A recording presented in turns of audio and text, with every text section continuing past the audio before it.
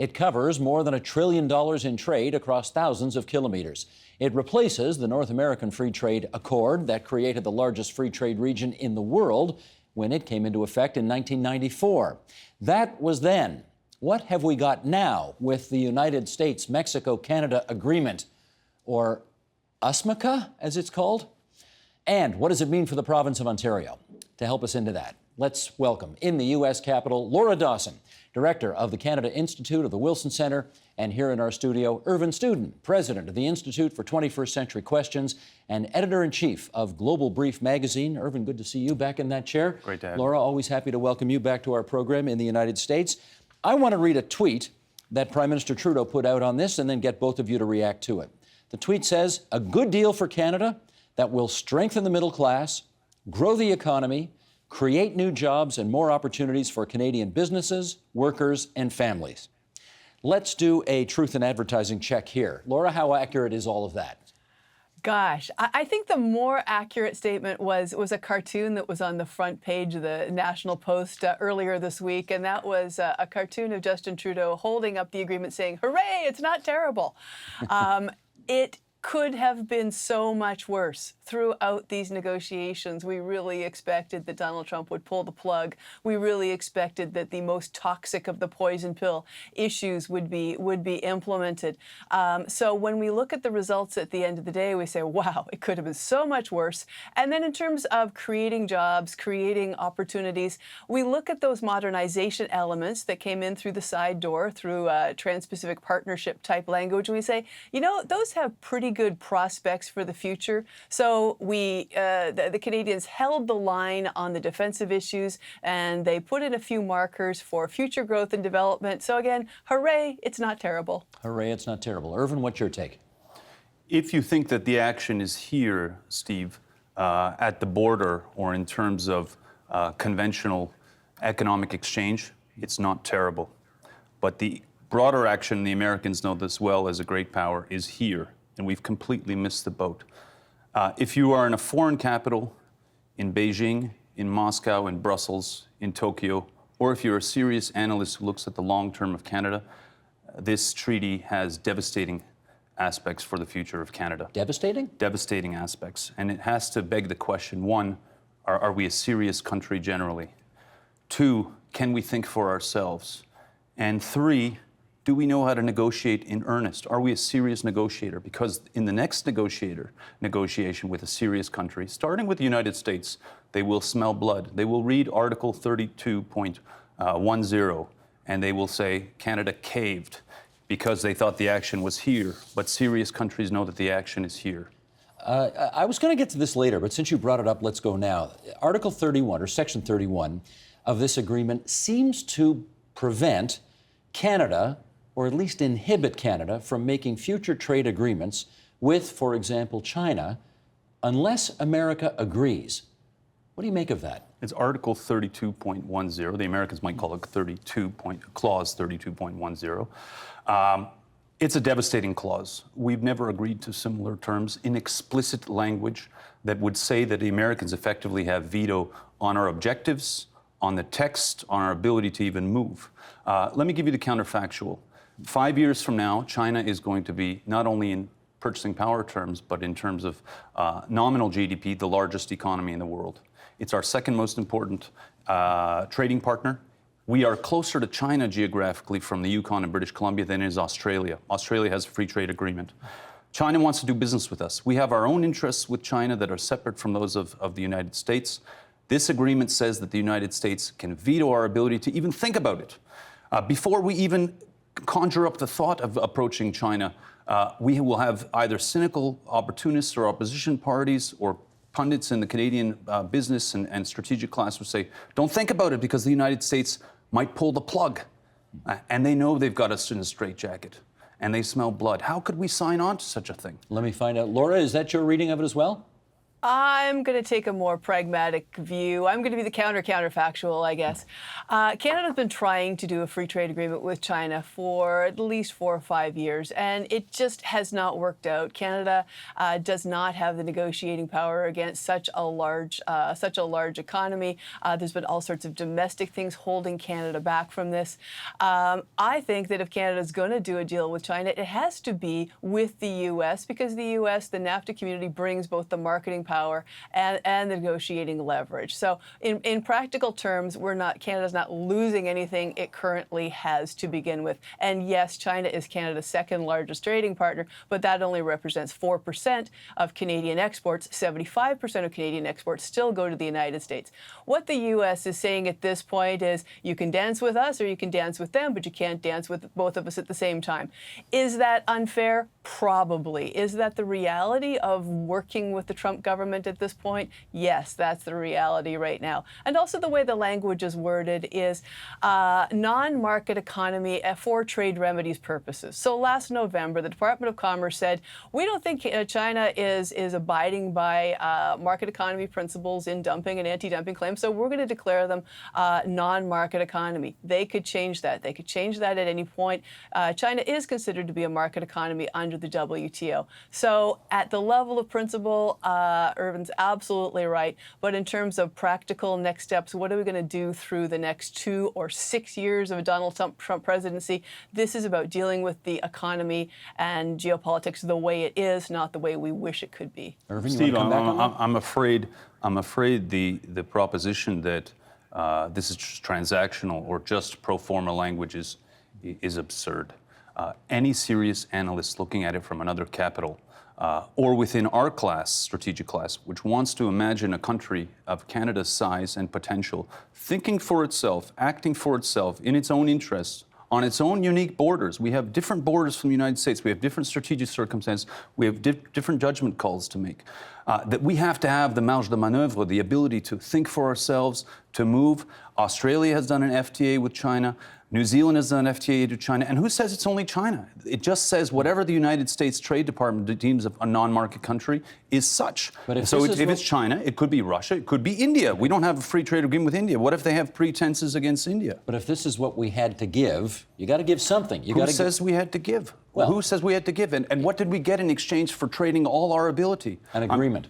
We got an agreement, but it's relief. It's relief for the short term, tactical relief in exchange for strategic surrender. This is a treaty of tribute.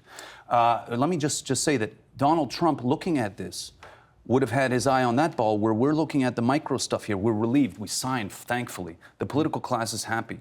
He smells blood. If I can get them on this, I can get them on military strategy, I can get them on economic matters, I can threaten trade again, tariffs. Okay, Laura. I'm going to jump in again. I mean, a trade agreement is a trade agreement. Way back in the 80s when we did the Canada-U.S. Free Trade Agreement, we believed that the Americans were going to come across the border to Canada and start owning schools and taking over culture and taking over hospitals. It didn't happen. In 1994, we had a problematic provision in the NAFTA, the Proportional Access Clause on oil and water, and it seemed like, again, the Americans were going to come over and steal all our oil and water. Didn't happen. And in fact, that clause is gone in the new USMCA. So yeah, is the new element of non-market economies problematic? Is the sky falling? I don't think so. Let's wait and see. If you hate it, you can always leave the agreement. Well, here's something I just learned. I've been calling it USMCA, and you've just called it USMCA. So I have the compromised version. What is USMCA? I stole that from Chris Sands. I have to give credit to him, Chris Sands at SAIS. He said it's the Trump trade doctrine. You smack a Canada, you smack a Mexico, you get a trade deal. There we go. That's okay. That I get. Let me read something here from John Iveson in the National Post. And I think, Laura, you're quite right. The conventional wisdom around Canada, the last couple of days has been, it could have been so much worse. We're glad to have this in our rearview mirror. Let's move ahead. But John Iveson has taken quite a contrary position here. It's closer to yours, Professor Student, where he says there is scant evidence of the list of, quote, key demands tabled by Canada in the early going, progressive trade staples like environmental standards, gender rights, Indigenous rights, freer movement of professionals. There is an environment chapter, but it doesn't even mention climate change. The Trudeau government has caved on just about everything as the cost of preserving peace. Laura, is that true? Well, if you set those chapters up as the standards by which this agreement should be judged, then he's absolutely right. This agreement did not deliver in those areas. If you look at the economic value of the agreement, if you look at the things that actually make a difference to Canadian buyers and sellers of things like better border measures, regulatory cooperation, data flows, low-value shipments, the things that actually affect Canadians' bottom line, it is a successful deal. All right, in that case, let me read what Andrew Coyne had to say about this to you, Irvin Student, and get your take on this. Supply management is a blight on the Canadian political and economic landscape we could well do without. The NAFTA renegotiations were an ideal opportunity to bargain it away, as it should have been in the original NAFTA. That it remains more or less intact, even the dairy lobby could manage only a half-hearted jeremiad of imminent lacto doom in response, is one of the chief disappointments in this agreement. You think they should have gone further on supply management? I'm happy where they are on supply management. This is actually telling for the way we tend to think of our country. We are excellent at federalism, and we know how to keep the federal peace. So Prime Minister Trudeau couldn't afford to lose the next election by losing Quebec, and he couldn't afford to create revolutionary circumstances in the Federation by upsetting Quebec too much, especially at the peak of the electoral debates in Quebec. Those are now have now subsided, so he's able to disappoint Quebec slightly, but not enough to lose the next election. But also this betrays the larger idea that Canada managed the Federation domestically very well, but we're clueless when it comes to navigating the world. The Americans are taking great power positions, and we're happy to slot into that imperial slot that they've afforded us. Much like the Westminster model in the 19th century, they made a certain structure for us. We were happy to play what John A. Macdonald called secondary human beings, secondary people, second-order thinkers. And the United States has smelled blood. If I may use a hockey metaphor, we will recall that about a year ago, Canada was slated to defend its third gold medal in men's hockey at the Pyongyang at the Olympics in Pyeongchang in South Korea. That was vetoed by Gary Bettman, an American in New York with no hockey knowledge. And He's been the president for 25 years. He's got hockey knowledge. He's not now. the president of Canada. The commissioner of the NHL. And we didn't blink. We said, well, New York has vetoed it. We won't participate. So we're acting like a colony again? We are happy to take the cues of the larger player, which thinks in terms of those broader interests. We don't have a view beyond that border, that border vector. This is problematic because, as Wenran Jiang said, what if we have different interests? And what if the Americans aren't particularly wise about a particular Laura, matter? I'm not sure what part of that you want to take on, but go ahead. I'm going to talk about the movement of milk across the border. I'm not a particularly deep thinker, but in terms of moving milk around Canada and moving milk across the border, I think that this was a pretty good move. We've known that the trajectory of Canadian government policy through the Harper era, through the Canada-EU Free Trade Agreement, through the TPP, and now into this agreement is progressively opening up market access to the Canadian dairy industry for our trading partners. It's going gradually. There's compensation being paid to Canadian dairy, but it's tough to do. It's tough to do overnight because the system is really set up for protected markets, keeping trade out, keeping new entrants out, and fundamentally stifling new developments in the area. So we've been moving. At the same time, the U.S. has a lot of protections for its dairy. So we couldn't just sort of prick the balloon, open up supply management to everyone and say, let the chips fall where they may. It's going to have to be gradual. Now, we knew that Donald Trump was coming after the Class 7 milk ingredients. Every Canadian school child now knows Class 7 milk ingredients because that was the one area where the U.S. did have market access in Class 7, got in through a loophole. The loophole closed.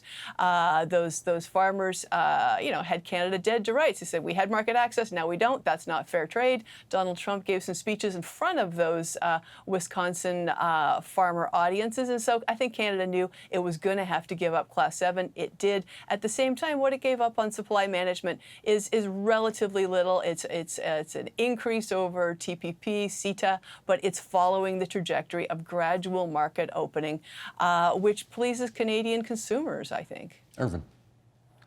I don't think in the grand scheme that the government and the Prime Minister, although I've supported him, I'm a nonpartisan, can sell this deal to Canadians as historically competent with a smile. 5 years from now, when China and other countries present an attractive opportunity and Canada begins to even fathom the idea of diversifying markets.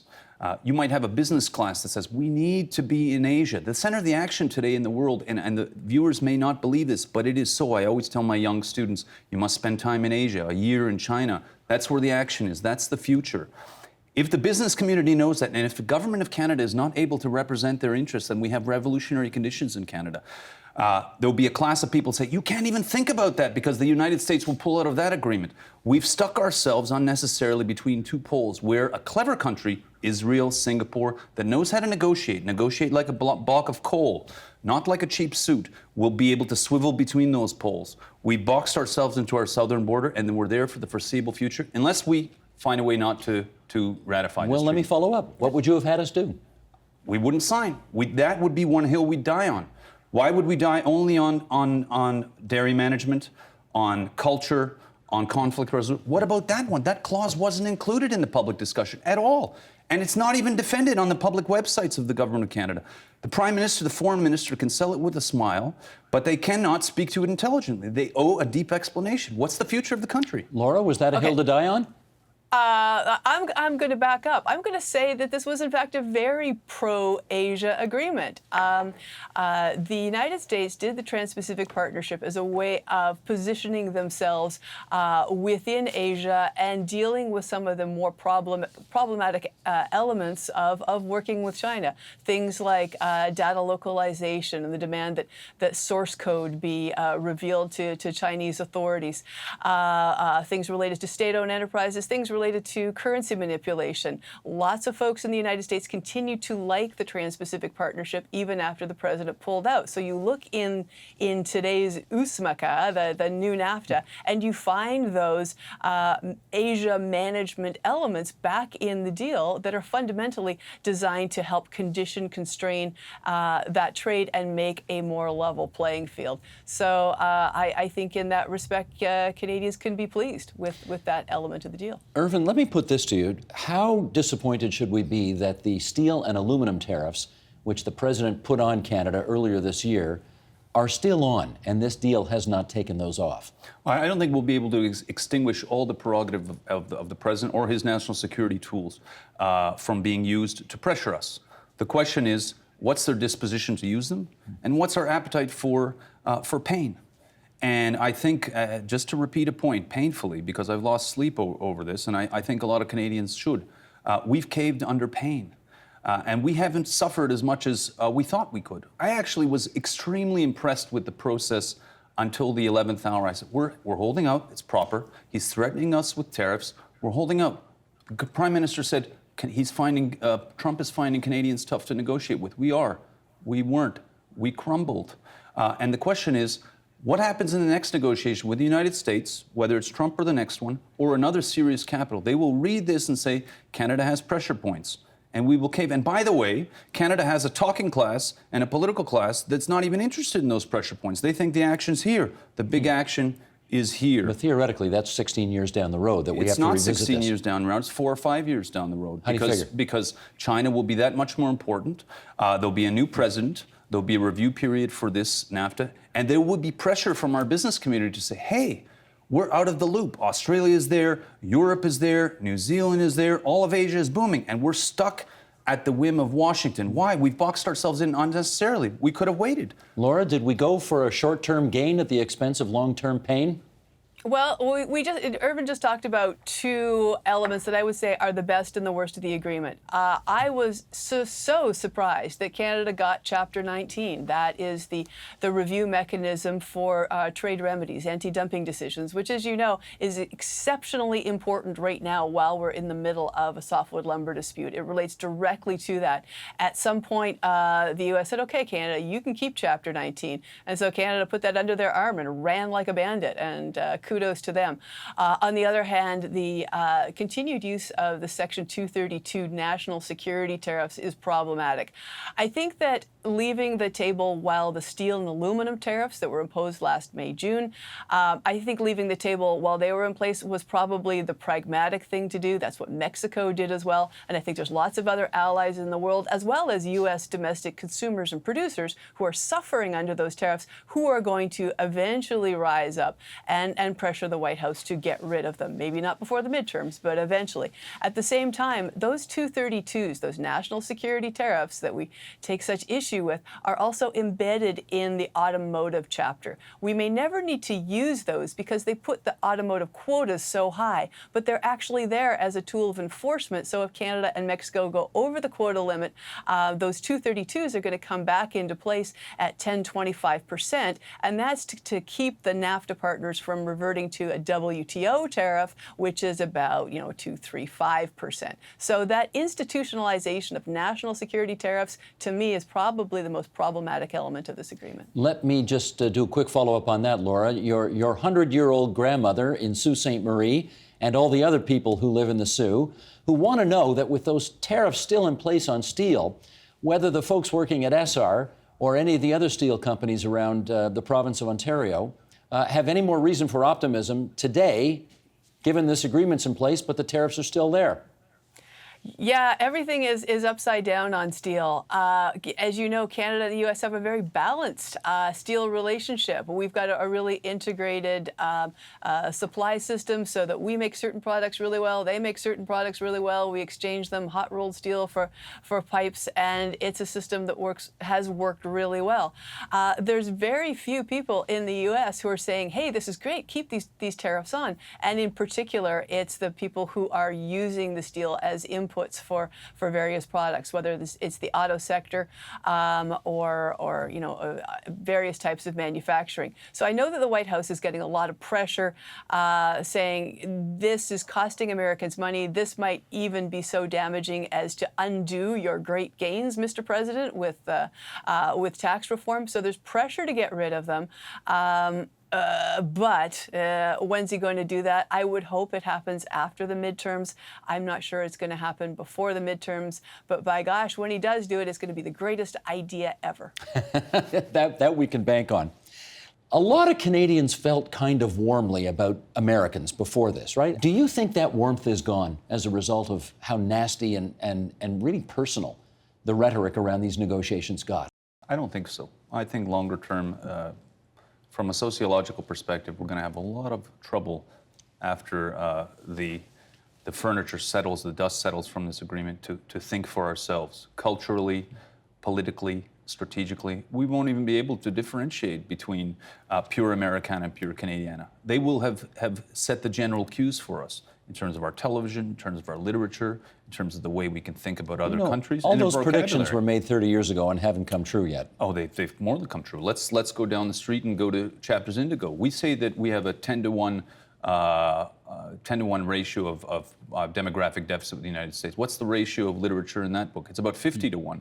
If I turn on the television channels, instead of talking about the critical aspects of this deal article 3210, which is devastating for the future of Canada, we're talking about the Kavanaugh appointments, which have nothing to do with Canada at all. I mean, it's completely trivial, and I don't even know who this Kavanaugh guy is, right? But I do know we live in a country called Canada, which is huge, which has its own borders, which has great potential. But if only we could think at that level.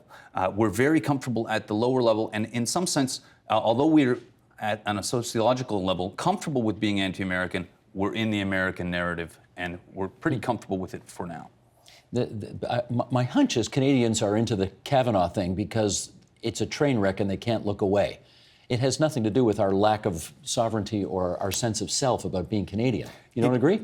I don't agree if the cardinal existential action for Canada is here, and there's a show called Kavanaugh or Trump's tweets that's happened here, and most of our attention and our literature has happened here, and a small segment of the strategic and political class, the intelligentsia, is aware of this. Other capitals will be laughing at us. Laura, let me ask you one last thing, and that is, I saw Frank McKenna, the former ambassador from Canada to the U.S., the former Premier of New Brunswick, quoted in the New York Times yesterday as saying that we thought we had a certain kind of relationship with the United States. We clearly don't anymore. And he feels that a lot of the shine that Canadians used to feel for Americans and for visiting that country and so on, a lot of that is gone now because of a lot of what was said during these negotiations. What's your view on that? Well, I tend to agree with Frank. I was, again, up in the Sioux this summer, and people were saying, you know, so-and-so's gas bar in Michigan's no longer accepting Canadian customers because we're unfair traders. Now, I don't know if that's true or not, but that's the kind of urban legend, the kind of story that's going around border towns that just kind of breaks that relationship, the easy friendliness, the familial, collegial stuff. On the other hand, my friend Andrew Cohen had a piece this week in the paper saying, yeah, we've survived upsets before, we've survived more toxic elements in the relationship, and we've gotten along just fine. This relationship is about durability and getting through it. So I think that we'll get through it. I think that we will be in better days ahead, but we're really going to have to work at it. I don't think the easy affinity is going to be there, you know, for the next couple of years, and that our leaders are going to have to work really hard to find ways to re-embed the relationship, whether that's on through education, cultural programs, sports programs, hockey. I don't know, but we're going to have to work to put Humpty Dumpty back together again here. I gave Laura the first word. Irvin, I'll give you the last word on all this. I'd like to know how we're going to sell this in our textbooks. What are we going to tell our children about Canada? The Constitution of Canada 1867 says that we're explicitly a colony of the British Empire, which says that Canada will conduce to the welfare of the provinces and promote the interests of the British Empire. It's in the 1867 Constitution Act, the old British North American Act. This is our external constitution, this new trade agreement. It dictates how we will trade with the United States and how we will behave with the rest of the world. Are we going to say in there that we are in there to promote the interests of the United States? That is effectively what we've conceded there. But that's not the narrative we tell ourselves. And it's not the narrative on which I've operated professionally and which I like to suggest to my students. And young people think we're this big, proud country that's one of the beacons of the world, and we're an old country, and we can think for ourselves. And we have the 21st century ahead of us. And this has locked us into a 19th century type of vassal agreement without us even recognizing it, which is also the saddest thing about it. So we're going to have to either be explicit and honest about that, we are an honest people, or we're going to have to rectify that soon. Unfortunately, the rectification could have revolutionary circumstances, both with our relationship with the United States, try to box us out of that, and with our domestic peace. Well, we do like the good, strong, civilized clash of ideas here on TVO, and we just got that from the two of you. So thanks so much to both of you for participating. Laura Dawson at the Canada Institute at the Wilson Center in Washington, D.C. Say hi to Granny for us next time you are up in the Sioux. And Irvin Student, the editor-in-chief of Global Brief. He's the head of the Institute for 21st Century Questions here in our Toronto studio. Thanks so much, you two. Thank you. Thanks, Steve. Thanks, Laura. The Agenda with Steve Paikin is brought to you by the Chartered Professional Accountants of Ontario, helping businesses stay on the right side of change with strategic thinking, insightful decisions, and business leadership. Are you on the right side of change? Ask an Ontario CPA.